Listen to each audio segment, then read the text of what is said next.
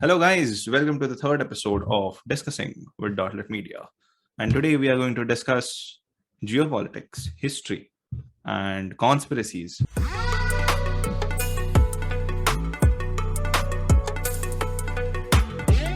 Whatever we want to discuss. Because today joining me is my very dear friend and my debate mate, Abhishek Jha. And we have been friends for the past 3 years now. And the first day I walked into a debate room, there was this guy telling us about all the world facts that he knows. And I thought, fuck यार ये कहाँ आ गया मैं मेरे को तो कुछ नहीं पता तेरे को कोई तेरी फॉर्मल इंट्रोडक्शन देनी है तो दे दे अभिषेक फॉर्मल क्या देना नाम ही काफी ओहो अच्छा काट दे भाई अभी तो रखेंगे अब तूने बोल दिया तो रखेंगे मेरे को मालूम था अब तो पक्का रखेंगे यस तो यार मेरे को ना आई वांट टू डिस्कस क्योंकि recently I have been reading and watching a lot of World War II related things क्योंकि recently in America you finally took my advice yeah man मेरे को अभिषेक हमेशा बोलता था कि we should know our history man और बीच बीच में तो तूने ये भी पढ़ना शुरू कर दिया था ना क्या बोलते उसको इंडियन पॉलिटी नहीं ऐसी कोई बुक जो यूपीएससी वाले बच्चे पढ़ते हैं हाँ वो सारे पढ़ लिए अच्छा कौन से उसमें कौन से नोटेबल वंस बताते मेरे को एम लक्ष्मीकांत की आती है इंडियन पॉलिटी जो कि पॉलिटिकल साइंस की सबसे बढ़िया बुक लगी है मुझे आज तक भाई वो I think BA political science 3 साल का कोर्स रैप्ड इन 800 पेजेस है इतना बढ़िया बुक है वो आई रेकमेंड कोई भी उठा के पढ़ लो उसको क्योंकि मतलब you can not make notes out of that book वो इतना कंसाइज फॉर्म में दिया है easy to understand easy to remember बहुत बढ़िया तरीके से ऑर्गेनाइज किया इन्फॉर्मेशन सो अपन बुक्स पढ़ते हैं तभी it's usually great ideas that impress us but this book impresses you with the way the ideas and knowledge has been organized so it actually shows you that the way you organize things can make such a huge difference so it has helped me as a writer because मेरे को मैं सोचता हूँ वैसे कि कैसे information को organise करे कि लोगों को पढ़ने में आसानी हो याद कर रखने में आसानी हो it sticks with you it's a very good one और रमेश सिंह की इंडियन इकोनॉमी है सो गुड वन काफी मेरे सर के ऊपर से गई वो बट अच्छी बुक है पढ़ लेनी चाहिए ओके और हिस्ट्री की काफी अच्छी बुक्स है एक एंशिएंट मेडिवल और फिर मॉडर्न में फ्रीडम स्ट्रगल तक आता है मॉडर्न बिपिन चंद्र का है मेडिवल का यार नाम याद नहीं आ रहा मुझे एंशिएंट आर.एस. शर्मा की है अच्छी बुक्स है काफी ये तो नॉवेल्स की तरह पढ़ सकते हैं यूपीएससी बोलने की जरूरत नहीं है नॉवेल से अच्छा हाँ मतलब तेरे लिए हिस्ट्री इतना ऐसा रहा है ना अभी अपना हिस्ट्री वैसा रहा है ना कि वो नॉवेल वाली फील देता है हाँ मेरे को लगता है तू हिस्टोरिकल फिक्शन पढ़ रहा है मेरे को तो 10th स्टैंडर्ड की हिस्ट्री बुक मेरी बहुत फैसिनेटिंग लगी थी because it was all about Indian freedom struggle तो मजा आ गया था मेरे को पढ़ के हर बार मैं पढ़ते रहता था तो तुम लोगों को क्या था शायद वर्ल्ड वॉर्स थे हम लोग को शायद वर्ल्ड वॉर्स थे हम स्टेट बोर्ड के बच्चे ना अरे नहीं वर्ल्ड वॉर हम लोग को था हम लोग को भी था आई गेस वो 9th में था वर्ल्ड वॉर 1 और 2 पर फिर वो तो बस ऐसे ऊपर से समझाया था यार मतलब अभी जब मैं पढ़ रहा हूँ वर्ल्ड वॉर 2 के बारे में तो मेरे को समझ आया फक मैन ये जो हॉलोकॉस्ट था and all the things that it involve मैंने एक शो देखा इट्स कॉल्ड हॉटस्टार पे it's called band of brothers and it's basically a show on the mental strength of soldiers during World War II, American soldiers. वो देखे तो it's a very heavy show और वो देख के फट गई यार मेरी तो World War II literally feels like something out of a dystopian novel जैसा 1984 और वो सा हाँ it feels like that only. When you said the mental strength of the soldiers मेरे को एक्चुअली जो याद आया वो जर्मन सोल्जर्स थे सो जर्मन सोल्जर्स को मैथ्स दे रहा था वो Hitler so they were incredibly tough what the enemies could never realize Germans के enemies US UK France they were always shocked कि ये लोग इतना काम कैसे कर रहे हैं इसके soldiers they were marching day and night without any breaks and till the end of the world war they could not figure out ki how is this possible? How can German soldiers move so fast? Why do they not need rest? तो Okay. बाद में पता चला भाई maths दिया जा रहा था उनको, मैथ्स पे हाई थे वो, Oh, तो उसके math नशे as पे वो in चलते रहते थे. अच्छा, math as Do in I need to methamphetamine. introduce you to math? ओ ऐसा ऐसा मत फील करवा लोगों को कि मैं जो बहुत ड्रग्स करता है. बट सो मेथाम्फेटामीन राइट, जो ड्रग है, हाँ नहीं भाई ऐसे बोल. उससे क्या होता है? पर इट्स लाइक वो मेरे को लगा Adderall is the one that makes you very productive and work for hours on end. Meth से तो आदमी I पढ़ा think रहेगा, मेरे को पता पता नहीं नहीं. पता. हाँ मुझे भी नहीं पता है ड्रग्स के बारे में, हाँ बट हाँ as far as I know, I think meth ही था वो, और वो लेके वो लोग, उनको कुछ थकान वकान लगती नहीं थी, चलते ही रहते. ओके. और मैं ये सोच रहा था कि how did, like, if you look at the Holocaust, it's the most inhuman thing that you can even think of. Like, if you look at Jallianwala Bagh times 1,000, that's what the Holocaust is, right?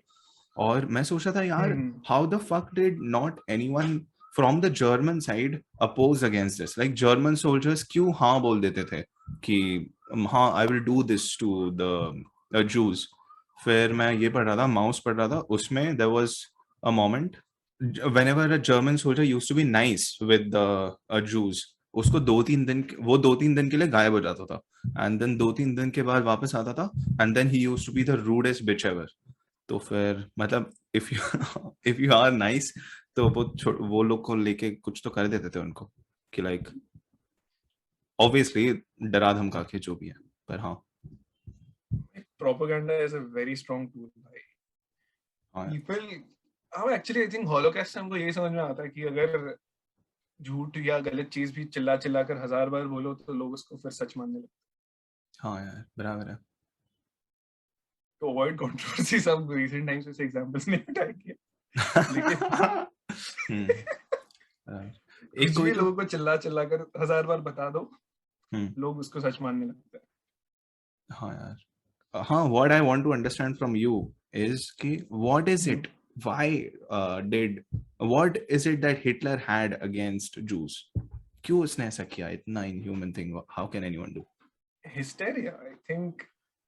Let's call Hitler a madman. ठीक है, let's assume for a while that he is a madman. पागल ही है तो फिर तो उसके कोई limitation नहीं होते, कुछ भी कर सकता है. The problem was हिटलर ने नहीं उतने मिलियन जूस को शूट किया ना. इनफैक्ट प्रॉब्ली हिटलर ने एक भी जू को शूट नहीं किया रहेगा.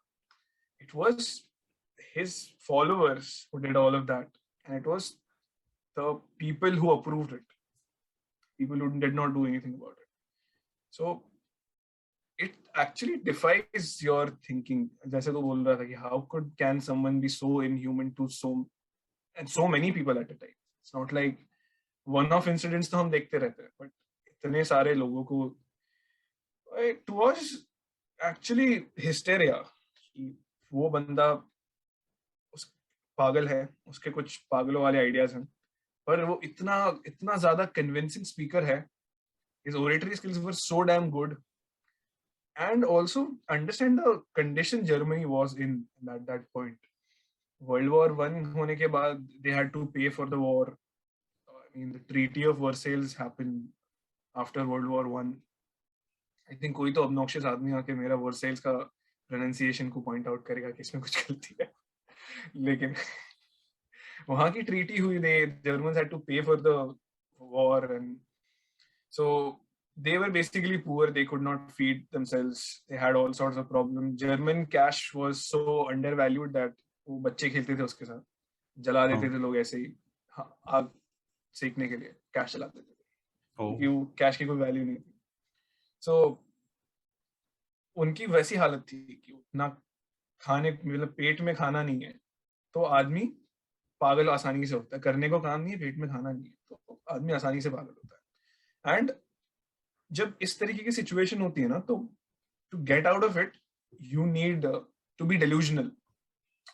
मतलब ऐसा होता है ना अपने साथ भी, अगर पर्सनली भी हम देखें, जब हम बहुत डीप शिट में होते हैं तो कुछ तो पागलों वाला काम करके हम बाहर आते हैं. पागलों वाला पॉजिटिव, पागलों वाला negative. It's like a lot of people going to gyms and building bodies after a breakup. अगर देखे तो वो बंदा शायद उसका अगर ब्रेकअप ना हुआ होता तो इतना मस्त बॉडी नहीं बनाता. क्रेजी लगता है अपन को उसके हिसाब से. So it's that way कि when you're trying to get out of something that is so bad, you need to be very strongly delusional. And so fear is something that makes people that way. One of the things कि जब लोगों को डर लगता है किसी चीज से. So when Hitler said that all your problems are because of the Jews and it's going to get worse because of the Jews and I can solve your problems, and to an extent Hitler did solve some of their problems. He built roads, he built industries, he rebuilt Germany. I mean, Germany ने इतना strong fight दिया World War II में after all the destruction in World War I says a lot about what Hitler achieved that way. So it was two ways. So Hitler showing them कि मैं तुम्हारे लिए better कर सकता हूँ और ये तुम्हारी life और खराब कर रहे choose. Mix of that and a whole lot of propaganda. उसके साथ मिलके I think ये hysteria. I think that's the closest or the nicest explanation I can think of. It still defies understanding कि how it was still possible. But why Jews necessarily? Why go against Jews necessarily? मतलब उन्होंने कुछ specifically गलत किया था Germany के लिए? Specifically गलत कुछ नहीं, but there's a difference. Jews have always been a different category.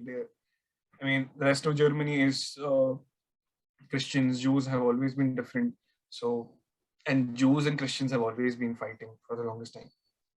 And Jews क्या था ना? They were money lenders, lawyers. आज भी top lawyers and top bankers of the world are Jews. So उनके खिलाफ anyway नेगेटिविटी और hate तो होती है. मतलब पुरानी हिंदी पिक्चरों में भी वो साहूकार और लाला को ही सबसे ज्यादा गाली पड़ती है. राइट. हाँ. सो वो उनकी रेपुटेशन वही थी. And they were those people जो कि काफी स्ट्रांगली बिलीव करते थे बिजनेस में कि अगर कुछ मतलब जैसे वो पुरानी हिंदी पिक्चरों में जो वो साहूकार और लाला होते वो कुछ उस तरीके का उनका. सो and they were always they live and behave in entirely different ways from the others. I mean, the way Jews raise their children, the way Jews live, the way they think about things is different. Not good or bad or wrong or right, but different. अपन को ना अपन इंसानों को हमेशा जो लोग different होते हैं उनसे कुछ प्रॉब्लम होती है. हमें अपने तरीके के लोग अच्छे लगते हैं. Right. वो हर जगह हमें दिखने को मिल जाता है आसानी से. ये वाली चीज की जो डिफरेंट होता है ना लोगों को उससे प्रॉब्लम होती है. बस था वो प्रॉब्लम थी. And they were a easy to target group. They were not those so big in numbers, and they were different. Some amount of hatred already existed for them, so बन गया वो target. And वो race का जो theory था Aryans and non-Aryans, उसमें भी these guys fitted into the definition of Aryans and Jews didn't. So वो एक और चीज होगी. Right. मतलब Hitler was on a mission to make the Aryan race the superior race, basically. Is that right? No, he believed that Aryans were already superior. He just wanted them to rule. Okay.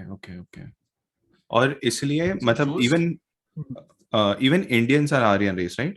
That's why मतलब वो जो point था कि Netaji went to meet Hitler even if मतलब मेरे को वो कभी समझा नहीं because Indians India as a country has always believed to be the nicer person or the non-violent person. So to go and ally with a person who has such beliefs, वो मेरे को समझा नहीं. Can you explain more around that? I think जो Aryans वाला theory के Indians and Aryans, the Aryan invasion theory that hasn't been proved. I mean, okay, but no theories are proved. But this is a very contested thing. मतलब not everybody agrees that Aryan invasion happened and we are Aryans or anything.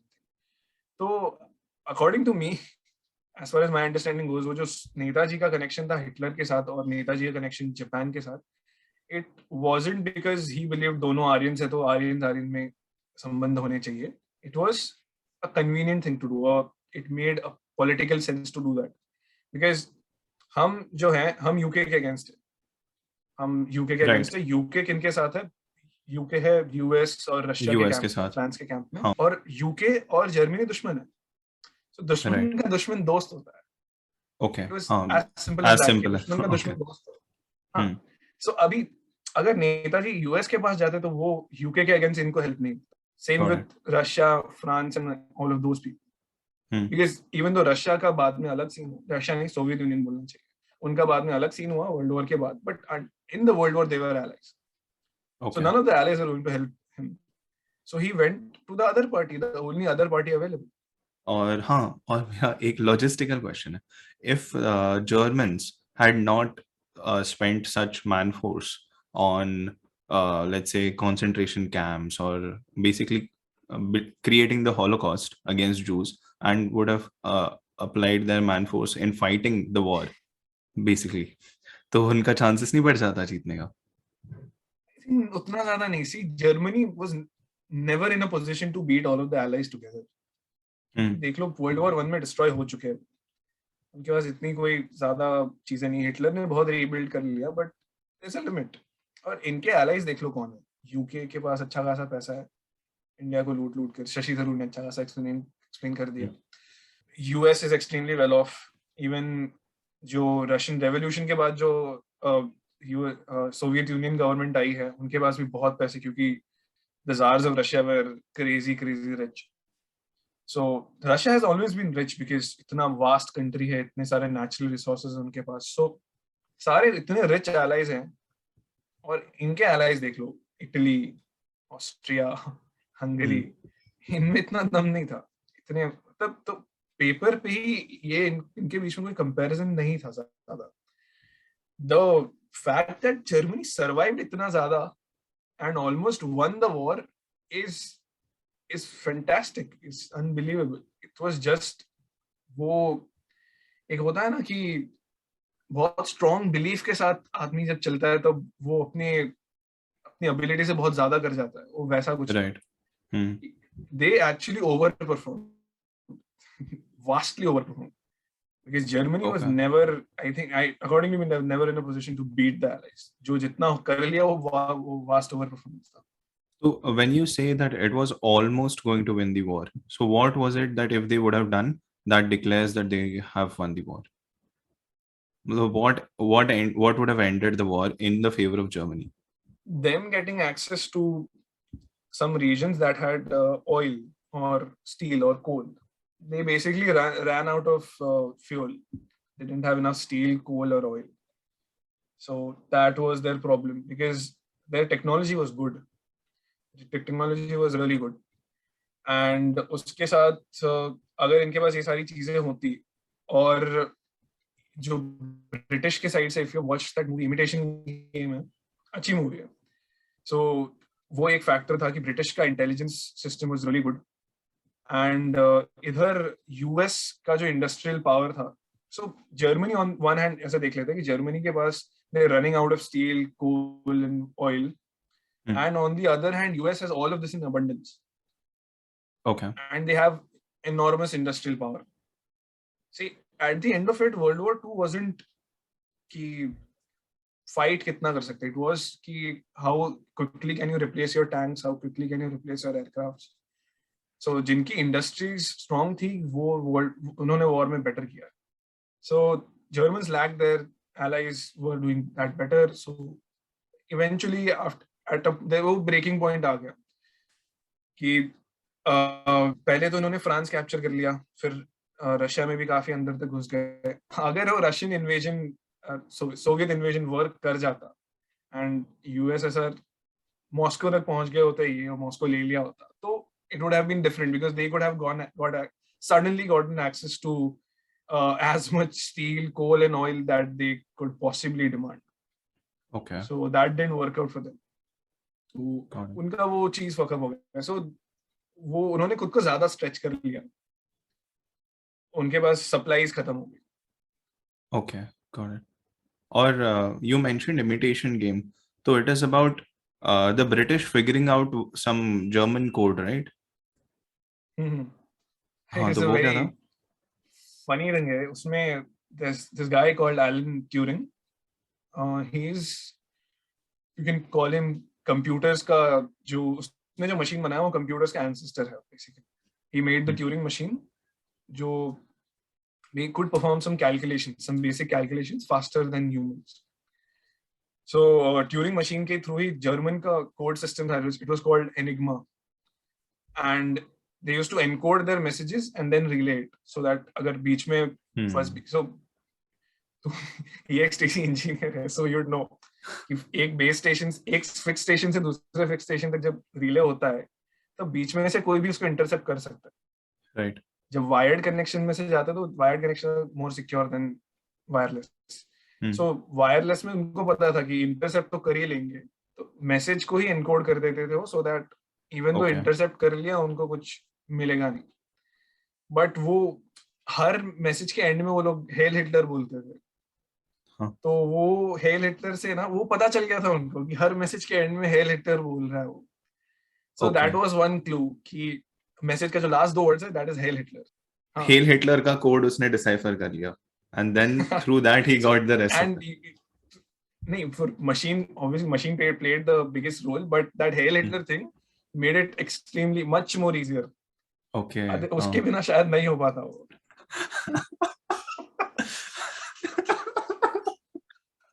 मतलब मेरा ऐसा मानना है कि like there was a big part that Gandhiji played in our freedom struggle. ठीक है. I see where this is going, but मतलब सुन ले, ठीक है. I respect Gandhiji a lot, ठीक है. बट उनकी जो आइडियोलॉजी थी, मेरा ऐसा मानना है कि with that ideology of non-violence, our date of actually getting freedom, I believe, got extended by at least 10 to 15 years. ठीक है. Another thing is कि because of the World War, British stronghold over the Indian subcontinent reduced massively, क्योंकि उनको वहां पे बहुत effort डालना पड़ा, राइट. तो फिर तो व्हाट आर योर थॉट्स कि मतलब इंडियन फ्रीडम में what do you think has the most massive contribution? I think without a doubt the Second World War. क्योंकि देखो नॉन वायलेंस का जो गांधी जी का मैसेज था, it's not like it didn't work to a large extent. it the biggest thing that it did was India में जो हमारे लोग हैं उनको यूनाइट कर लिया. So somehow Gandhiji could convince people to walk behind him, all people together. सारा देश गांधी जी को रिस्पेक्ट करता था. So इंडियंस को साथ में लाया, and since message was non-violence and सब गुडी गुडी चीजें, so the opinion of the world, international opinion हमारे फेवर में आना शुरू हुआ because of Gandhi. हाँ, this is a good point. People viewed him positively, people admired him across the world. So वो दो बहुत अच्छी चीजें हुई कि इंडियन साथ आ गए अब और इंटरनेशनल ओपिनियन अपने फेवर में हो गया. एक बार लोग यूनाइट हो गए, फिर यूनाइटेड लोगों की पावर ऑब्वियसली काफी ज्यादा बढ़ जाती है. So yeah, that was done what Gandhi ji achieved for us. हाँ, बट वैसे जो लोग कहते हैं कि जो डेट हमारी पुश हो गई इंडिपेंडेंस की because of Gandhi's non violence, I won't say I disagree entirely with that, but also remember कि वायलेंस का कॉस्ट होता है, लोग दोनों साइड मरते हैं. So पर वो ही है ना यार कि मतलब do you want people to die at once or do you want them to die over a stretch of 10 years?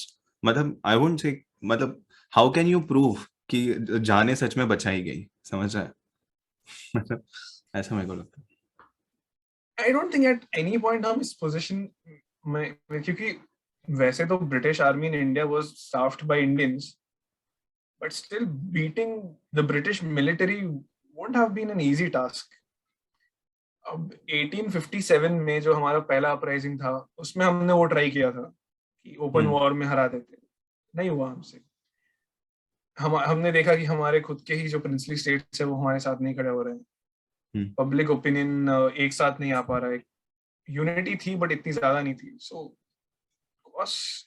British army को डिफीट अगर हम कर भी देते तो हमारी तरफ से काफी महंगा पड़ जाता वो, और हम आई थिंक उस पोजीशन में नहीं थे. हमारे पास था क्या खर्च करने को. नहीं, पर 1930s में भी 1930s तक तो हो जाता, आई बिलीव. मतलब 1947 थोड़ा लेट ही हो गया यार. ठीक है यार, अब क्या हो गया अब तो हो गया. हाँ, but Indian freedom struggle में there was this other group of freedom fighters also, right? Who believed in violence, who were like नहीं मारेंगे तो नहीं मिलने वाला, right? Netaji was one of them.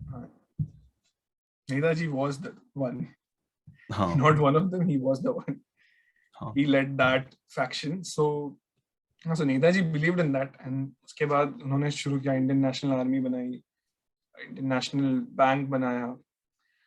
But उनके एफर्ट्स ऑब्वियसली मतलब वेन तो नहीं गए, बट आई थिंक वो सेंट्रल एफर्ट्स में ज्यादा, मेरे हिसाब से तो ज्यादा कंट्रीब्यूट नहीं कर पाए, क्योंकि इनको बहुत ज्यादा सपोर्ट तो मिला नहीं. देखो, जर्मनी और जापान ने साथ तो दिया, बट उन्होंने इनका साथ इसलिए नहीं दिया क्योंकि इंडिया के साथ कोई सिंपैथी थी या इंडिया को फ्रीडम दिलाना था.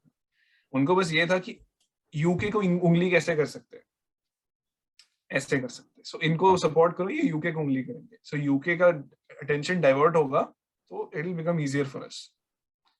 okay. That's why, that's the prime reason they supported him. And so वो support, you can imagine कि वो support कितना बड़ा होगा. हाँ, so that was financial support, right? To build his army. Financial support, हाँ, and जो जापान ने जो regions capture किए थे, there they allowed them to have to build his army, recruit soldiers. Singapore, Myanmar वगैरह में. म्यांमार एक्चुअली ब्रिटिश कंट्रोल में था, बट उधर वो इंडियन नेशनल बैंक शायद उधर ही हुआ था. What do you think about Netaji's death? Was it real or fake? Shastri ji का, नेताजी का यार पता नहीं. मैं तो नहीं था यार उस time. I literally have no idea क्या हुआ क्या नहीं हुआ. मतलब given the kind of figure he was, and जो controversies और उनके surrounding थी, और जो उनका equation था with Nehru, Gandhi and everyone else, anything could have happened. कब हुआ था ये? When did he die? As in during क्या चल रहा था? Where was he coming from? I think Japan वगैरह का ही टूर चालू था. He was traveling to Japan or coming back, something like that. After Germany collapsed, World War वहाँ खत्म नहीं हुआ था, जापान वाला साइड बाकी था. हाँ, पैसिफिक. हाँ, पैसिफिक. हाँ, तू क्या बोल रहा था?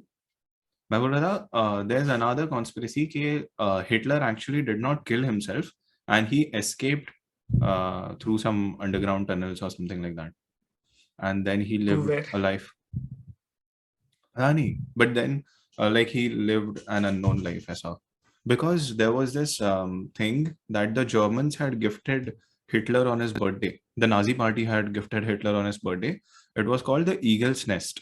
और वो कोई तो mountain पे, it was like this crazy bungalow mansion basically, जो mountain के top पे बना था, and mountain के अंदर से there was a gold plated elevator built to take them to the Eagle's Nest.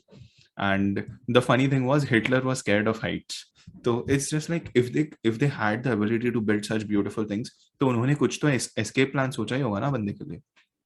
But क्या हिटलर वो बंदा था जो escape चाहता होगा? After everything, escape करने के लिए तो I don't think उसने किया ये सब. जैसा अबे मुझे लगता है जिस आदमी का ऐसा पागलपन था, I think हिटलर का पागलपन और हिटलर का delusion, पागलपन in all senses, not just a negative sense, was the reason जो भी जर्मनी कर पाया वो कर पाया. So ऐसा आदमी भाग जाए वैसा थोड़ा बिलीव करना मुश्किल है. पर suicide is also a way of running away only, right? अरे क्योंकि उसने उसके ये भी बनाए थे बहुत क्या clones, people who used to attend meetings saying that I am Hitler, और वो convince भी हो जाते थे बहुत लोग. मतलब conspiracy theories में clearly you are the expert. So यार यहाँ तो मैं ही मतलब हिटलर ने क्लोन बना, उसका एक पॉइंट समझ में आएगा, ठीक है, मतलब उसको एक्सपोज नहीं होना है, उसको अनसिक्योर जगह पे नहीं जाना है. बट तू मेरे को बता क्या मोटिवेशन हो सकता है उसका to run away and then do nothing. भाग के आगे जाके कुछ किया रहता तो चलो ठीक है, बट भाग के कुछ किया भी नहीं वो. क्या बताया यार, पता नहीं. क्योंकि there's another story about Netaji, that there was this sadhu who used to sit at the banks of Ganga, और ये पता नहीं कहाँ पे exactly, but वो उसको बहुत there was this different charm about that person, and big businessmen used to come and sit beside him and try to get advice from him. So some people thought कि this is actually Netaji and who is living a life of exile basically. क्या पता यार, there's conspiracy हाँ ये theories तो are मैंने the भी सुना best. यार. हाँ ना. अरे वो हिंदी न्यूज चैनल पे जब ऑफ टाइम का स्लॉट होता है ना, हाँ. तो ऐसी चीजें चल रही होती है. अरे यार मैं सोचता हूँ Hindi news channels, how can a Hindi news channel play one single news for 1 hour straight, मतलब दैट इज नॉट पॉसिबल क्योंकि it's a national media channel बराबर. तो around the entire country at at a single point of time a million news वर्दी things might be happening. पर उनको मतलब obviously they want to milk one news and they want to use less resources and get out more out of that. पर फिर वही है ना कि how is just that logic ही नहीं बनता कि why are you calling yourself a national media channel, just call yourself we say what's popping. that's what you are at the end. हाँ बट अरे बट देखना, अग्रीड बहुत सारे news वर्दी चीजें हो रही होंगी, but do you as a viewer are you interested in that? मतलब somebody getting murdered in say Bihar right now, are you interested in that? No. नहीं. What is Right. that? Exactly. It just पर फिर probably अगर शिवसेना का support करता है तो probably massages your ego, but other than that it does nothing. अरे हाँ, but at least there are like 5 to 6 national media worthy things happening. पर फिर अपने को तो वो ही बताया जाता है ना फिल्म स्टार के बारे में कुछ ना कुछ, which I understand why it's happening. It's just that I am saying कि this is a problem and I don't have the solution for that. मैं बस बोल रहा हूँ कि हाँ हाँ, problem. solution is देखना बंद कर दो भाई. हाँ. नेशनल मीडिया मतलब आई डोंट थिंक हमारे जनरेशन के लोग जो ऑलरेडी इतना कुछ से डील कर रहे होते हैं लाइफ में, and every day, not trying to joke about it, but every day new kind of mental health conditions are popping up. So उनको तो नहीं देखना चाहिए भाई. इस चीज से दूर रहो. There's actually a book called Don't Watch the News. It just says कि तेरा लाइफ तू जीना भाई.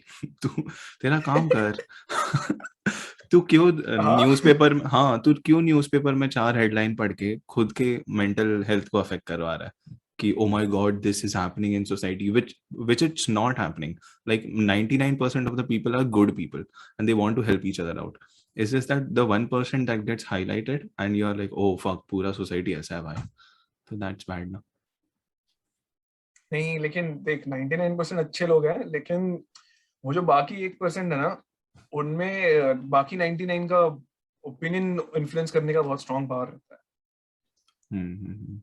सो व्हेन हॉलोकॉस्ट हुआ, इट वाजंट दैट सिर्फ 1% लोग उसको अग्री कर रहे थे. Right. Majority of Germans who agreed about मतलब agreed, a lot of people didn't know about it, but किसी ने तो इतना कोई मेजर ऑपोजिशन किया नहीं.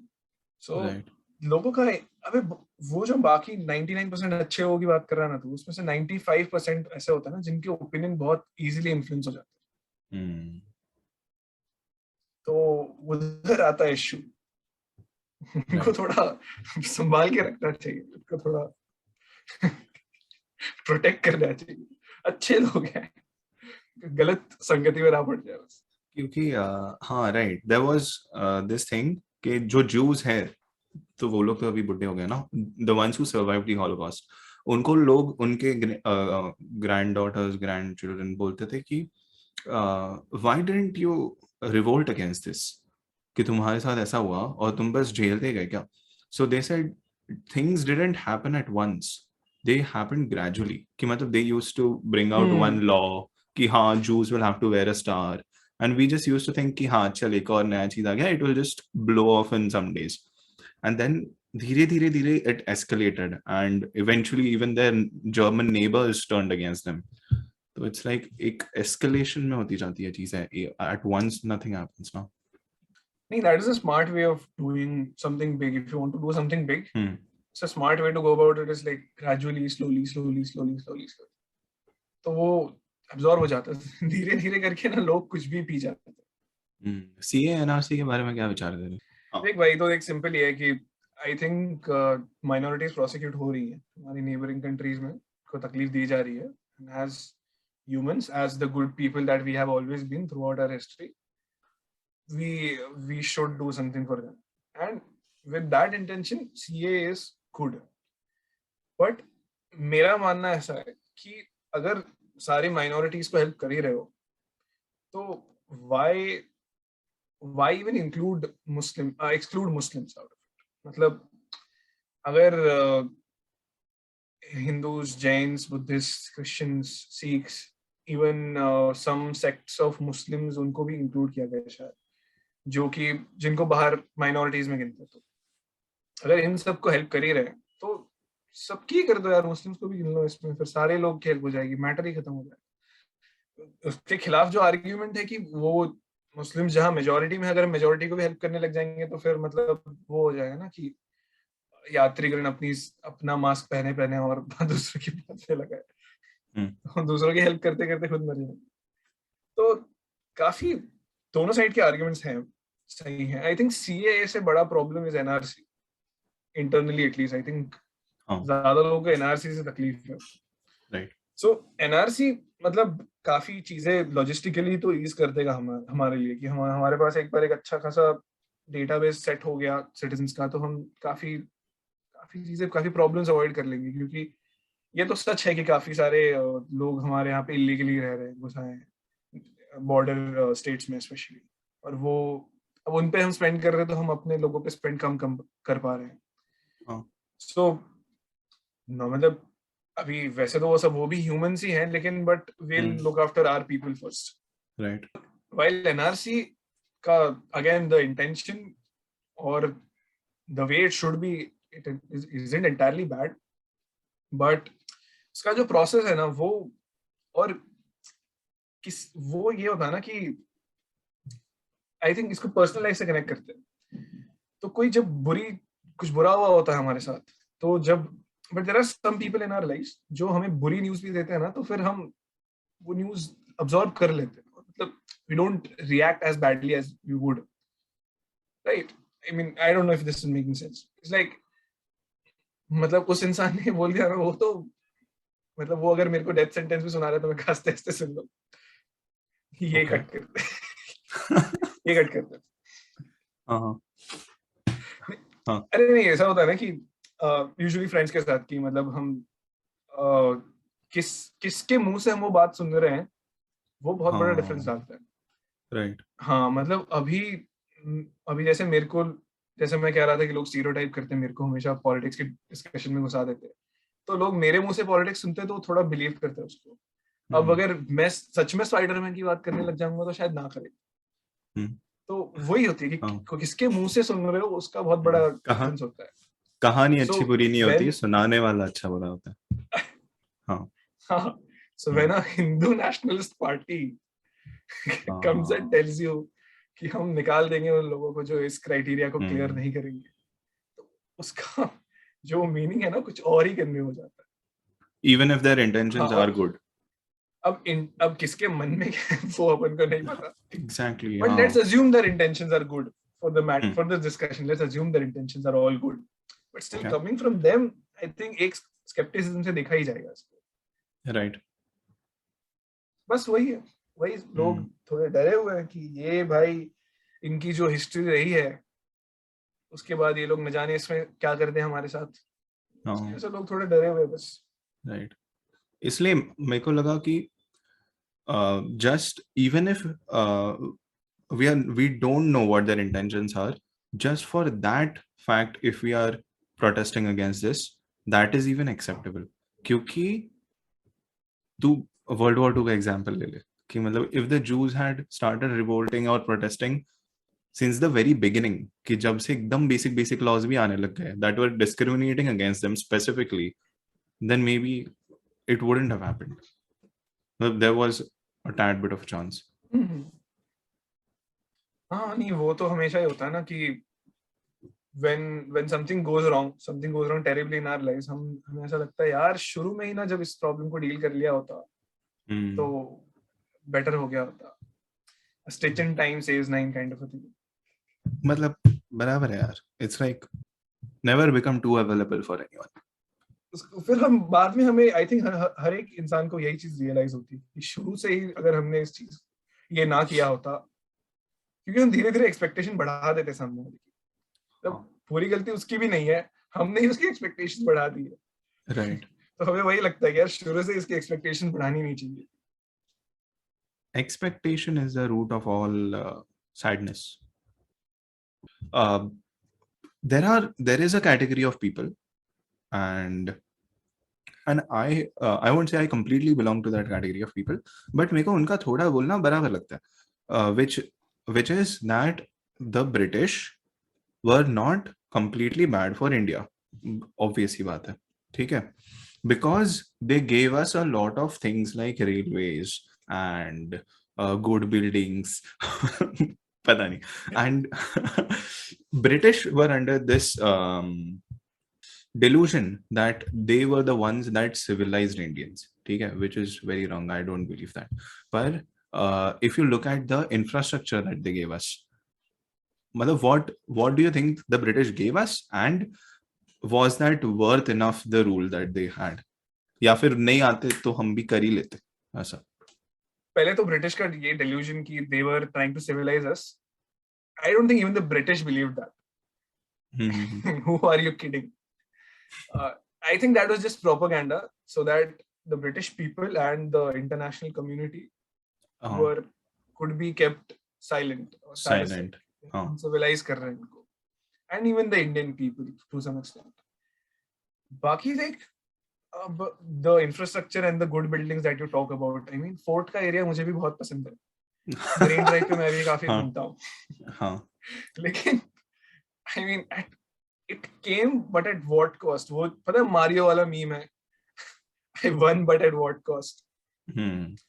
वो अपने भाई को गोली मार देता है, उसके बाद करके जीतता है वो. ओह अच्छा. I won but at what cost? ऐसा कुछ तो मीम है यार. तो वही है कि you gave us this but at what cost? हाँ, तो वो कॉस्ट तेरे को वर्थ लगती है क्या? अरे डेफिनेटली नॉट. हाँ, अच्छी चीजें आई हैं देख. आई थिंक जो बिगेस्ट अच्छी चीज आई है वो इंफ्रास्ट्रक्चर नहीं है, क्योंकि वो इंफ्रास्ट्रक्चर के लिए हमने बहुत बहुत ज्यादा ही बड़ी कीमत चुका दी. आई थिंक जो अच्छी चीज निकल के I was the unification of India. क्योंकि जो सब कॉन्टिनेंट जो पूरा टुकड़ों टुकड़ों में डिवाइडेड था between all small kings and princely states and everyone, नवाब कहीं पे है, कहीं पे कोई है, कहीं पे कोई है. सो वो जो डिवीजन था वो डिवीजन खत्म हो गया. हम एक यूनिफाइड कंट्री के फॉर्म में आ गए, क्योंकि ये लोग ने काफी, I think the reason British could colonize India or even for that matter Mughals could rule India was because of these people. ये आपस में लड़ के इन्होंने एक दूसरे को काफी कमजोर कर रखा था. वो टाइम वेस्ट कर रहे थे, मतलब लड़ाई में वेस्ट कर रहे हो टाइम, उससे डेवलपमेंट में काम नहीं हो रहा है. और एक जब सबके छोटे छोटे ये होता है ना स्टेट्स, वो बड़ा विजन नहीं होता फिर उनका कि पूरे देश को क्या करना है, वो सिर्फ अपना ही सोचते हैं. तो I think the unification of India is the best thing that came out of our colonization. क्योंकि I think after the death of Aurangzeb, धीरे धीरे औरंगजेब ने काफी अच्छा यूनिफिकेशन कर लिया था बाय व्हाटएवर मींस, बट कर लिया था. ओके. उसके बाद वो मरा and then incapable people came in power and धीरे धीरे टूटता गया वो Mughal empire. And finally by the time of the last emperor Bahadur Shah Zafar, वो उसका मतलब उसको ऐसा कहते थे कि उसका राज लाल किले पे शुरू होता है और चांदनी चौक पे खत्म हो जाता है. ओके. हाँ. सो मतलब उसका टाइटल था एम्परर ऑफ इंडिया, बट उसका राज लाल किले से चांदनी चौक पे था बस. तो वो सीन हो गया था. मतलब धीरे धीरे जो हमें यूनिफाई करने वाली फोर्स थी जो मुगल एम्पायर था, वो टूट फूट गया. काफी सारे छोटे छोटे लोग, काफी सारे छोटे छोटे स्टेट्स आ गए बीच में बाहर. इवन द मराठा एम्पायर जिसने मुगल एम्पायर के बाद कंसोलिडेशन शुरू किया, मराठा एम्पायर ने काफी हद तक कंसोलिडेशन किया इंडिया का, काफी यूनिफिकेशन हुआ मराठा के, but that did not last. The problem with it was it never lasted. So for some reason, I think the most capable Maratha rulers, they died at a very wrong times, and they died without a very capable successor to them. Now, this is a very controversial statement to make sitting in Mumbai, but I feel Marathas. I think Marathas did a great job at unifying the country after the Mughals became weak, but that unfortunately could not last. I But it think did last, right, how for a long time. कब तक चला था Maratha empire? Maratha Empire वैसे काफी चला, but Maratha Empire ruling a large part of India वो काफी कम समय के लिए चला. Okay. So Maratha Empire ruling Maharashtra, Deccan का area वो तो काफी लंबा चला, but ruling India at large वो काफी कम समय के लिए चला, which was unfortunate. मतलब अगर हमने मराठास के अंडर यूनिफाई कर लिया होता तो शायद ब्रिटिश ऑक्यूपेशन ना होता, शायद, but नहीं हुआ for whatever reasons. So that's why I think at all points we should, as people of India, we should pray that this country remains unified, because उसमें ही हमारा भला है. क्योंकि हमारी डाइवर्सिटी इतनी ज्यादा है ना, हम ऑलरेडी प्रॉब्लम्स देख रहे हैं. Religions के बीच में there are problems. There have been problems on the lines of who speaks what language, and so there are hell lot of divisions between us already there. And अगर उसके बाद हमारी geographies भी divide हो जाती है ना, so हम एक दूसरे से लड़ के ही अपना सर फोड़ लेंगे और हम कभी आगे नहीं बढ़ पाएंगे. So the best thing or the good thing for us is to stay together unified, so that हम लड़ाई झगड़ा साइड में रखें and we use our minds to actually take our country forward. So yeah, I think one good thing that came out of British rule was unification of India. But then partition भी किया वो लोग. हाँ. So not like वो भी पूरी तरीके से आया. As you said, partition हुआ. And if you compare India and Pakistan right now in 2022, we are way, way, way ahead of them, right? मतलब There is no comparison. There is no comparison. Exactly. हाँ. क्यों वो तो बस अपने media ने पकड़ के रखा है, नहीं तो Pakistan isn't a country that we should even think as opponents, or मतलब they are nothing. I mean, हमारे I won't comparison. disagree. I think Pakistan का best role that they are playing in India right now is news channels का TRP बढ़ा रहे वो लोग. Right. What is it that India did after we got our freedom? मतलब Pakistan and India got their freedom at the same time. So what is it that we did better than them that we are leagues ahead of them right now? See, I think we were meant to be always ahead of them because we are way larger. Because लोग भी बहुत ज़्यादा, अपने land area भी बहुत ज़्यादा है, and institutions भी हमें ज़्यादा मिले हैं partition basis. तो comparison तो कभी करना ही नहीं चाहिए था. जिन्होंने भी किया, I think they were wasting their time. And so हमें आगे तो होना ही था. अब कितना आगे वो I think question में आता है. So I feel India went the very right way at the beginning. मतलब I'm not saying Nehru did everything right. Definitely कुछ गलतियां भी हुई हैं. But I feel the fact that Nehru lived for about 15 odd years after we got independence did us a lot good. Compare it to when Jinnah died, I think 2 years or 3 years after Pakistan got independence. अच्छा, okay. ये पता नहीं था. Leader makes a lot of difference. I mean, if you connect it with right now अभी जो चल रहा है US and Russia का जो scene चल रहा है, यूक्रेन रशिया वाला, I think अभी अगर रशिया को देख लो, क्या है उनके पास? Can they even think of fighting or competing with the United States, which is like probably 15 times their in terms of economy? But you believe that Russia can fight United States. The United States believes that Russia can fight them. I think वो लोग अपने election में अपने politician आके पाकिस्तान करते हैं, वहां के पॉलिटिशियन रशिया करते हैं. So that is because the man who's sitting at the top, he is making that kind of a difference there. So leader makes a hell lot of difference, especially when the country is not in a perfect state. So when Russia has all the things going wrong for them, it's very, very important who sits at the top. So when countries get independence, a lot of things are not going right. मतलब उनका system settle नहीं हुए, लोगों ने कभी पहले democracy ठीक से देखी नहीं है, तो मतलब पूरा एक नया सिस्टम आ रहा है, उसमें सेटल होना है लोगों को, एंड इतनी सारी अंदर प्रॉब्लम्स है हमारे साथ, लैंग्वेजेस का प्रॉब्लम है, प्रिंसली स्टेट का प्रॉब्लम है. So it is very important कि कौन ऊपर बैठा है. So Jinnah died early, and I think that did a lot of damage to Pakistan. I think that was the point where Pakistan army took the center stage and civilian government पीछे हो गई. मतलब आज तक पाकिस्तान में किसी भी civilian prime minister ने अपना टर्म खत्म नहीं किया. So, which tells you a lot. So there is other reasons why military gets to rule in Pakistan and not in India, but ठीक है, वो different discussion है. I think Nehru did a good job of bringing the country together and settling us into this new system. जो हमारे first elections हुए थे 52 में, I think वो काफी बढ़िया हुआ. मतलब इंडिया जिस पोजीशन में था ना, हमारे पास पैसे थे, हमारे लोग इलिटरेट थे. तो what the international community thought of us was that ये अगर चाहे भी इलेक्शन करवाने का तो ये कैसे करवाएंगे, इतना बड़ा देश है इनका, ना इनके पास पैसे हैं. अब अगर लोगों को वोट डालने भेजना है तो जिसको पढ़ना ही नहीं आता वो वोट कैसे डालेगा, उसको कैसे पता चलेगा कौन सा वाला कौन है. तो इतनी सारी प्रॉब्लम्स को डील करते हुए एक मॉडल इलेक्शन करवाया कि जब Nehru invited the entire international media to come and watch the elections, and the review was all good, that elections were done in the best possible way.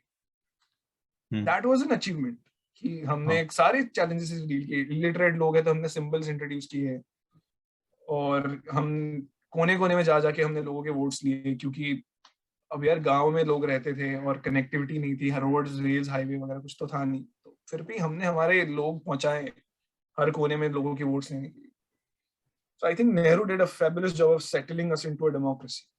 And अब देख, India में एक सिंपल सी चीज ले लें. 10 लोग खड़े हैं और उनके बीच में समझो कोई चीज पे कोई अग्रीमेंट नहीं हो पा रहा है. मतलब दो लोग अलग अलग बातें कर रहे हैं और वो दोनों के बीच में कोई अग्रीमेंट नहीं हो रहा है. सो लोग क्या करते हैं, बोलते चलो वोट कर लेते हैं. 10 लोग खड़े हैं तो वोट कर लेते हैं, जो जिसके ज्यादा वोट होंगे उसकी बात मानी जाएगी. हम हर चीज आजकल ऐसे ही डिसाइड कर रहे हैं. तो हमारे ना जहन में डेमोक्रेसी घोल दी गई है कि किसी ने बोला नहीं हमको ये करने को, किसी ने बोला नहीं हमको वोट लेने को, बट हम अब उस तरीके से डेमोक्रेटिक बन गए कि हमको यही सही तरीका लगता है. आई थिंक बहुत बड़ा कंट्रीब्यूशन था नेहरू का इसमें. तो और जैसे मतलब इंस्टीट्यूशंस भी खड़ी की नेहरू ने यार. एम्स बनाया, आईआईटी बनाया, आईएम्स बनाया, और काफी अच्छी चीजें हुई. और हमें ठीक है सोशलिस्ट बना दिया नेहरू ने, जिसकी वजह से थोड़ा आगे जाके हमें प्रॉब्लम्स हुई, बट उसके भी कुछ पॉजिटिव साइड्स तो हमें देखने को मिलते हैं. Now, the fact that we did not import a lot of things from outside created problems for us initially, but उसकी वजह से हमने internally काफी कुछ बना लिया. मतलब अब अगर सीमेंट तुम बाहर से नहीं import कर रहे हो तो what other option do you have but to set up a factory for yourself? Yeah. So in the long run, you ended up setting some core industries in India. Steel, cement, ये सारी जो important चीजें होती हैं जो बहुत ज्यादा use होती हैं, ये हमने लोकली बनाना शुरू किया. आज हम डिपेंडेंट नहीं है किसी भी कंट्री पे इन चीजों के लिए.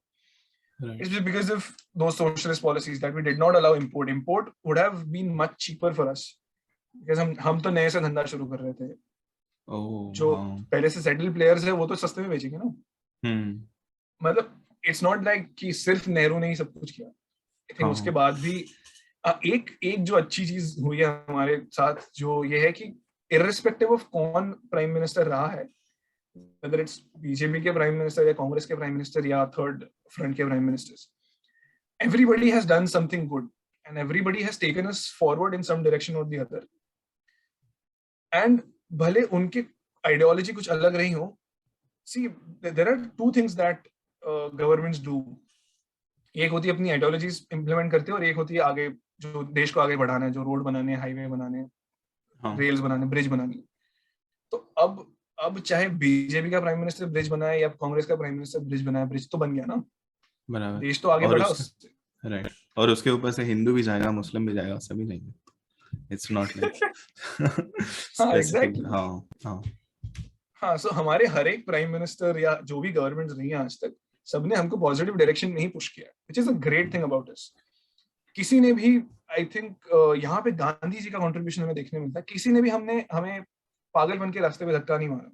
जैसे पाकिस्तान के पास अभी ऑब्वियसली हमारे जितने पैसे नहीं थे कभी भी, तो हमने जब न्यूक्लियर वेपन्स बनाए तब वो भी न्यूक्लियर वेपन्स बनाने गए, because but they didn't have that kind of money और technology to do that, but still करने गए because they were crazy about it. They were being ruled by military dictators who didn't exactly care about people, या उनको खाने को है कि नहीं, या रोड्स है कि नहीं, या वगैरह.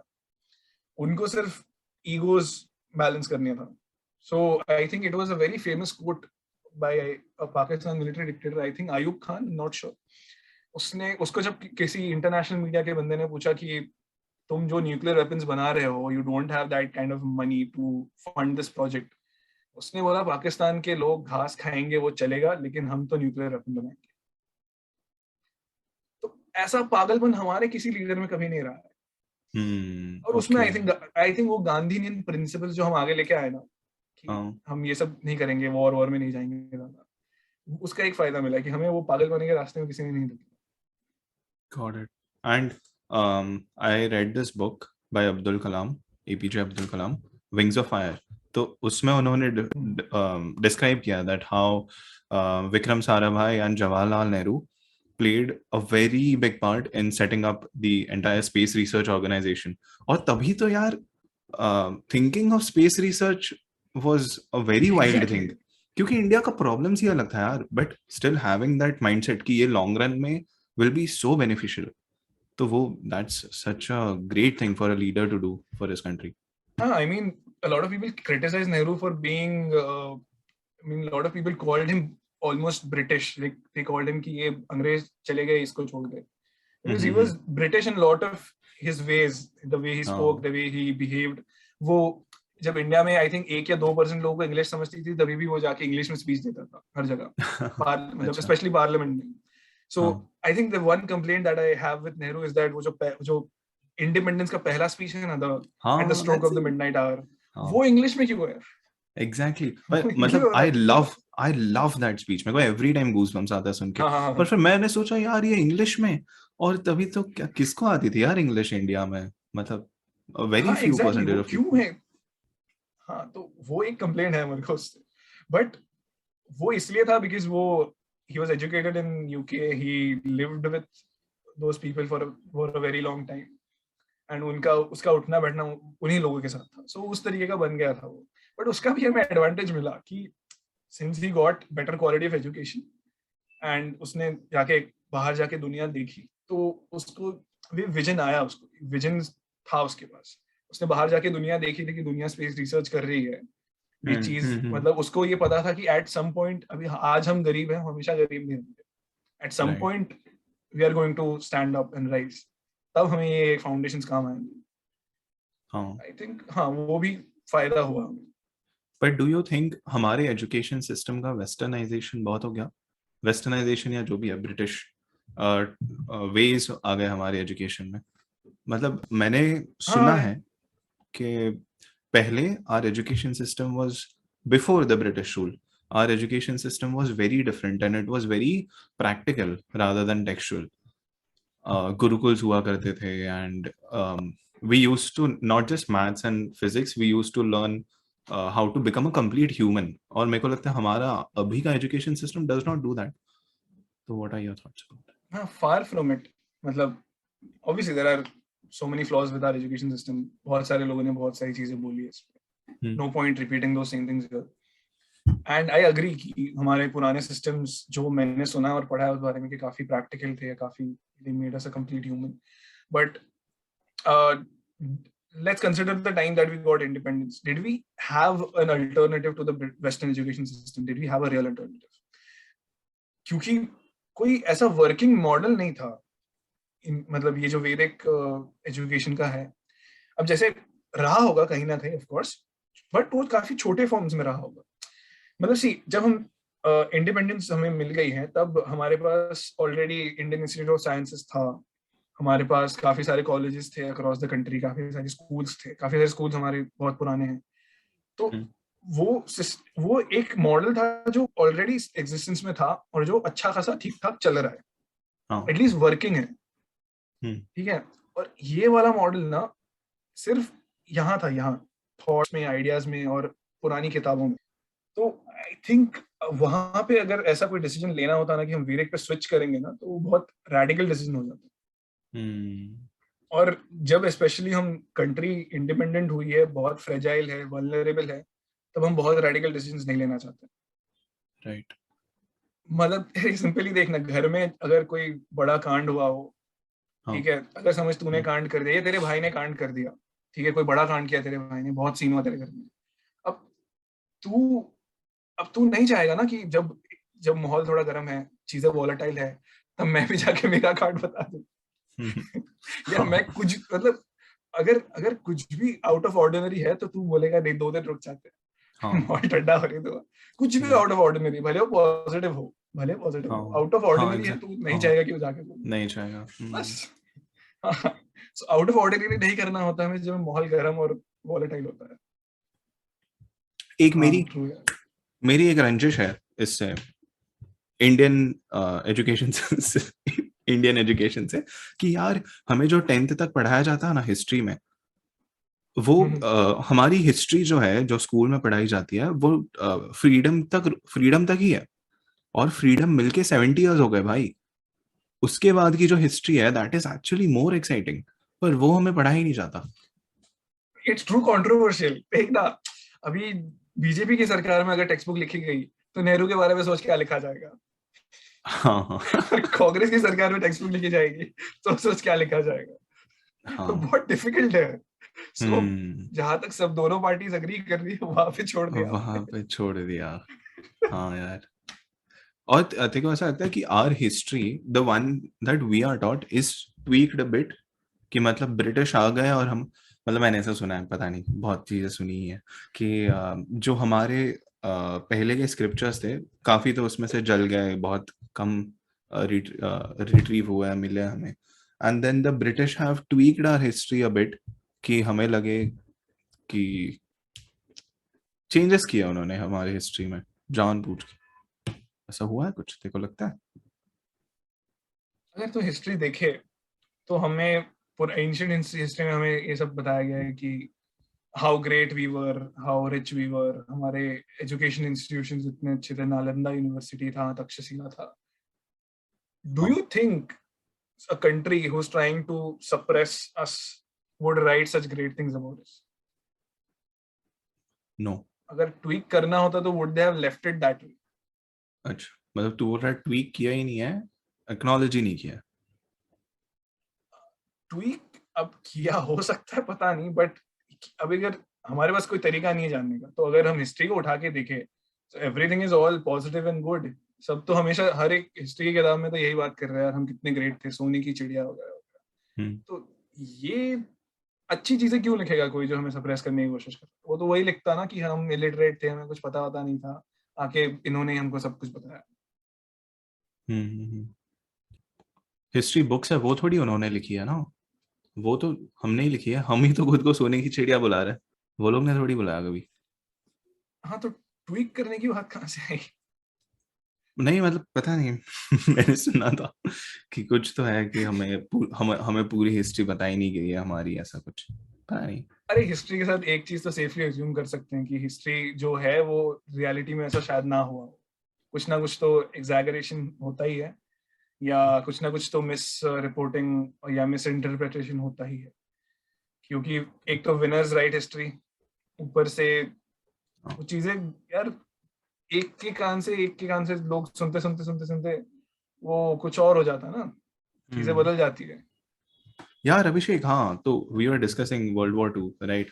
तो फिर अब मेरे को पता है यार, ये रशिया, यूक्रेन, पुतिन, ये सब क्या चल रहा है? It's too much buzz, I just want to learn it from you. So it's like थोड़ा वर्ल्ड वॉर से आते हैं, तो आई थिंक हम सिंस हमारा डिस्कशन काफी हो गया वर्ल्ड वॉर तक, तो देखो वर्ल्ड वॉर में हुआ ऐसा कि जो यूरोप में जो वॉर चल रहा था, Germany against France, UK, Russia and US. So before the cold war Russia, Soviet union and US were actually allies. Whether they liked each other or not was not the question, but they were allies. Okay. So जो ये वाला camp है UK US वाला, ये waste की तरफ से Germany की तरफ आगे बढ़ रहे थे। रशिया का कैंप, रशिया ईस्ट में है तो रशिया वहां से आगे बढ़ रहा है जर्मनी की तरफ। And finally, Russian army, which was called the Red Army, because Soviets, communists and communist color red tha, so that's why the army was called Red Army. Finally, it was the Red Army which reached Berlin, and वो Berlin में घुसे, Berlin जीता, and that's when Hitler killed himself, and that was the end. Second World War in at least the European theater. So what was decided after that was first, एक तो Germany को punish करना है, और दूसरा अब decide करना है कि अब रशिया सारी टेरिटरी कैप्चर करते हुए आया है, वेस्टर्न एलाइज वो सारी टेरिटरीज कैप्चर करते हुए आए हैं वेस्ट की साइड से. सो अब इन कंट्रीज का ये सारी जमीन का करना क्या है. So what they decided was कि हम तो चले जाएंगे, मतलब इनको ऑक्यूपाई नहीं करना है, बिकॉज ये they were independent countries before and they will stay independent, but these countries will now fall under some spheres of influence. जो जिनको सोवियत आर्मी ने ऑक्यूपाई किया था वो उनके इन्फ्लुएंस के स्फीयर में गए, और जो वेस्ट की साइड में थे वो वेस्ट के स्फीयर में गए. तो अब धीरे धीरे over the course of time उसके बाद कोल्ड वॉर शुरू हुआ, जो स्फीयर ऑफ इन्फ्लुएंसेस की चीज जब मैग्नीफाई हुई, जब finally I mean UK was destroyed, France was out of the question, Germany was destroyed. It was only US and the Soviet Union, that two major powers that were there after the Second World War. Okay. And इनके बीच में obviously एक गुफा में दो शेर नहीं रह सकते, एक जंगल के दो राजा नहीं हो सकते. So they started the Cold War, and so फिर वो sphere of influence की चीज काफी strong हो गई. So जो ईस्ट साइड की कंट्रीज हैं, eastern Germany, Poland, Hungary, they came up with something called as the iron fence or the iron boundary, where they cut off themselves from the west. इनको waste का influence नहीं चाहिए था. ये इतना ज्यादा हो गया था कि वेस्टर्न मूवीज भी नहीं दिखाई जाती थी वहां पे, वेस्टर्न म्यूजिक नहीं दिखाया जाता था वहां पे. So and which is the reason Raj Kapoor was very famous in Soviet Union, because उनके पास वेस्ट का एंटरटेनमेंट नहीं था, और entertainment was not something that Soviets जिस पे खर्च करना चाहते थे, बिकॉज उनकी आइडियोलॉजी अलग थी कि हमें पहले लोगों को खाना खिलाना है, पहले घर बना के देना है. So entertainment was considered a non essential cost which they didn't want to spend so much on. So उनका खुद का ज्यादा एंटरटेनमेंट था नहीं. ओके. एंड वेस्ट को ब्लॉक कर दिया है. So and they had good relations with India, so Indian entertainment काफी फ्लो हुआ उधर. सो Raj Kapoor was very famous in Russia and in or whatever countries that the Soviet Union had their influence in. Even Bappi Lahiri died recently. He was very famous in those regions because जो ये जो upbeat music आया, disco music आया, वो उनको पहली बार इनके through ही पता चला. बप्पी लहरी वगैरह के थ्रू इनका जब म्यूजिक फ्लो हुआ उधर, बिकॉज वेस्ट को से पूरा ही बंद करके रखा था, कुछ भी नहीं ला सकते थे वेस्ट से. Okay, interesting. So but eventually Soviet union धीरे धीरे वीक हुआ, एंड वी ऑल नो कि सोवियत यूनियन कोलैप्स हो गया, फिर रशिया बन गया सोवियत यूनियन से, काफी सारी कंट्रीज बाहर निकल गए उसमें से. सो रशिया वीक होते गया, धीरे धीरे इनका जो ये आयरन फेंस था वो भी ढीला पड़ने लगा, and eventually the iron fences collapsed. The wall of Berlin was broken down, Germany reunite हुआ. फिर धीरे धीरे एक बार जर्मनी रीयूनाइट हुआ, वहां से शुरू हुआ इनका कोलैप्स. जो नेटो थी, the North Atlantic Treaty Organization, जो वेस्टर्न एलाइज ने बनाया था अपने लिए, वो धीरे धीरे अपने पैर आगे बढ़ाने लगा towards the east in Europe. So पहले आधा जर्मनी उनके इन्फ्लुएंस में था, फिर पूरा जर्मनी उनके इन्फ्लुएंस में आया, फिर धीरे धीरे पोलैंड उनके इन्फ्लुएंस में आया.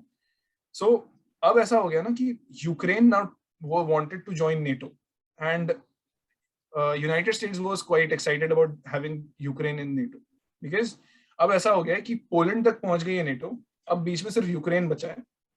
यूक्रेन एक बार नेटो ज्वाइन करता है तो द यूएस आर्मी और the NATO armies can gain the access to the Russian boundary directly.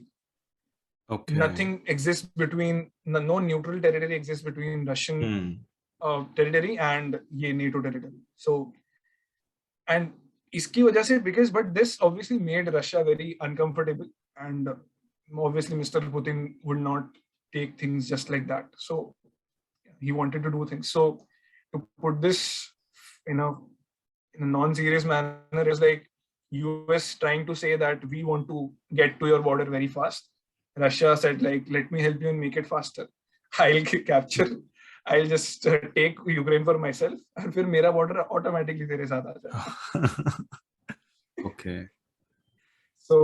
So that's what is happening right now. It's Russia basically said that हमको पहले promise करो that you'll never take Ukraine in NATO, and you will also take back NATO's positions जो Eastern Europe में है, पीछे लेके जाओ, and promises that you'll never come ahead, and which these people don't want to promise for obvious reasons. And फिर Russia बोलता है ठीक है. So they started. So they did a very. I mean, I'm sounding that I side with Putin, and in a way I do, but I'm trying to stay neutral here. So what Russia did was चुपचाप ये लोग नहीं सुन रहे बात, so they started sending their armies there. Ukraine को 3 side से घेर लिया, 1,30,000 troops वहां जाके रख दिए. And उधर their negotiating power then suddenly got here, because now उन्होंने बता दिया कि we are serious about this. Our army standing there. If you don't agree, we'll do what we are saying we'll do. So that's why now the Russians have much more negotiating power. And एक interesting चीज ये हुई है कि NATO is not united on this. So even though United States is like, will not let you do this, will not let you harm Ukraine and all of that, they have also said that they are not going to land American troops in Ukraine to fight in case Russia invades. Because unko domestic pressures है. The American people are not going to approve of their own citizens getting involved in a conflict and getting killed. Because वो stupid conflicts में involved होके काफी उनका loss हो चुका है. Afghanistan, Vietnam, वगैरह वगैरह. हाँ, तो there is no way that अगर Biden, for example, decides कि चलो हम American troops भेज देंगे यूक्रेन में, so there is no way he'll win the next election. Maybe midterms में उसका कुछ scene हो जाएगा. So US is not going to drop their troops inside, and none of the NATO members, जो important members हैं, UK, France, Germany, none of them want to get directly involved in a conflict, because Russia के 1,30,000 troops हैं. Even if they win, the victory will come at a huge cost. Nobody wants to pay that cost. Already COVID ने वाट लगा दी है. So none of these people are going to actually fight the war. So Ukraine की condition काफी खराब है. मतलब I have a lot of sympathy with the president कि उसका वैसा हो गया ना कि इधर से ये लोग सिर्फ चिल्ला रहे हैं. उसको पता है कि जब वाट लगेगी, इन्वेजन होगा, तब ये भाग जाएंगे. आएंगे नहीं हेल्प कर रहे हैं, पर अभी ये लोग चिल्ला के फ्लेयर अप कर रहे हैं मैटर को. So what is happening is कि अगर NATO allies decide to help Ukraine, so what will happen is even worse for the people of Ukraine, because Ukraine बन जाएगा ये रशिया और यूएस का बैटल ग्राउंड. और सबसे ज्यादा हार ना बैटल ग्राउंड को होती है. बॉम्ब वहां गिरते हैं, वहां की बिल्डिंग्स डिस्ट्रॉय होती है. So more than the harm that is going to cause Russia or US, it's going to harm them. Ukraine. They don't want Ukraine to become the battleground for these two powers. It's a very tricky situation for Ukraine to be in. And अभी तो मतलब आज तो मैं सुबह notification देख रहा था, तो Biden is saying that I'm 100% sure that President Putin has already approved the invasion of Ukraine, and it's going to happen in the next coming few days. So God. Which the one thing that I do appreciate about Putin here is the sheer unpredictability of that man. I mean, at this point, nobody can say for sure what is going to happen. Invade करेगा, नहीं करेगा, because invasion is, we're not in the world जब हम ऐसी सब चीजें कर रहे हैं. वो 40s का या 30s का जमाना, 1930s का जमाना चला गया. अब ऐसा नहीं कि हम ऐसे ही लड़ने लग जाते हैं. हम नहीं लड़ते, अब लड़ना छोड़ दिया हमने. तो इन्वेजन वैसे काफी स्ट्रॉन्ग आइडिया लगता है कि क्योंकि पुतिन अगर रशिया इन्वेड कर रहा है यूक्रेन को, उसका नुकसान सब लोग उठाने वाले. मार्केट्स क्रैश होंगे, वापस कोविड पे ऑलरेडी प्रॉब्लम हो चुकी है, अनदर क्रैश, एंड बहुत सीरियस इश्यूज होंगे हर जगह पे. बट देन सो ये सोच के ऐसा लगता है कि ठीक है, नहीं इतना हैवी कॉस्ट है यहाँ पे, इतना स्टेक्स इतना हाई है, so the invasion will not happen. Nobody would want to do this. But then you also know that guy that वो कुछ भी कर सकता है. So you also trust when you think about Putin, you also start trusting कि नहीं ये कर सकता है, ये कर देगा, मतलब इसमें है वो. So when he invaded and annexed Crimea out of Ukraine, तभी भी वैसा ही था कि लोग बोल रहे थे नहीं इन्वेजन कैसे होगा, इन्वेजन कैसे होगा. ये इन्वेड कर भी लिया, एनेक्स भी कर लिया और अब लेके बैठा है क्रीमिया को. Oh, अच्छा. So this man, and the fact that he has been in power for so long, he understands geopolitics and everything better than anybody in the world right now. So among the world leaders, I feel he's the best equipped for those kind of things. See, countries कितनी भी powerful हो, जब वो एक room में एक table के across बैठती है नेगोशिएट करने, तब उनकी एक हमारी तरफ से एक और सामने की तरफ से एक, वो दो लोगों की a lot depends on what those two people are. That's why we send the best people to go and negotiate for us for important matters. Right. So, and that is where Putin is a different man. वो कुछ भी कर सकता है. And at this point, I think he's going to get a good deal out for himself. Even if he doesn't invade, and let's hope he doesn't invade, he's going to get a good deal out of it for himself. Because मनवा के तो रहेगा बात, because he has got troops on ground. I mean, none of the allies only have been talking right now. जो 2-3 हजार troops जो वो station कर रहे हैं, वो 2-3 लाख की बात कर रहा है, ये 2-3 हजार की बात कर रहा है. तो और ये करके भी दिखा रहा है. इसने सीधा यूक्रेन के बॉर्डर में खड़ी कर दी troops. US stationed their troops in Poland, not in Ukraine. Acha. So it's not like they are going to. So as I said, they are not going to get directly involved in this war. So there is a certain defeat that Ukraine is going to get if Russia decides to invade. But it's not going to look good for any of us. Oh, damn. But कुछ लोग World War 3 कर रहे हैं. वो I don't think World War 3 is going to happen. I think we are well past that stage जब हमारे अंदर इतना पागलपन है कि हम भी World War करते हैं. हाँ, right. हाँ, और I think खुश, मतलब इंडियंस को खुश रहना चाहिए, खुश नहीं एटलीस्ट, या मतलब चिल करो Indians, because even if World War 3 were to happen, we are definitely not getting into it. Okay. बाकी कंट्रीज पढ़ भी गई तो हम नहीं पढ़ने वाले उसमें. हमारा वो कैरेक्टर ही नहीं है, वो कभी रहा भी नहीं है. एंड आई थिंक एवरीबडी, हाँ, और बाकी सबने भी I think they have learned there lesson. फुकट में जाके एक दूसरे को उंगली करोगे तो तुम्हारी भी लगेगी. Right. This has been an amazing and indulging and very insightful session with Abhishek, and I'm sure this is one of many. ये beer biceps बोलता है, हर गेस्ट को बोलता है. I'm sure, sir, this is one of many that we are going to have. But with you, I actually feel that कि यार ये तो बस शुरुआत है, because we kept on talking and हमें realize हो गया fuck यार 2 घंटे तो हो भी गए. तो हाँ. अभिषेक तेरे को कुछ. It's been a great conversation. I think अपने को भी मजा आया, मुझे भी बहुत मजा आया. Like seriously, 2 घंटे ऐसे ही निकल गए, पता भी नहीं चला. And more importantly, I think most importantly, like, share and subscribe. That's what I am here for. That's what we are here for. And that's what you are here for. Yeah, man. Like करो, share करो. अभी अगर इतना video देख लिया तुम लोग ने, आखिरी मिनट तक पहुंच गए, उसके बाद भी सब्सक्राइब भी कर रहे हो, तो you should think about the way that you are planning your time investment.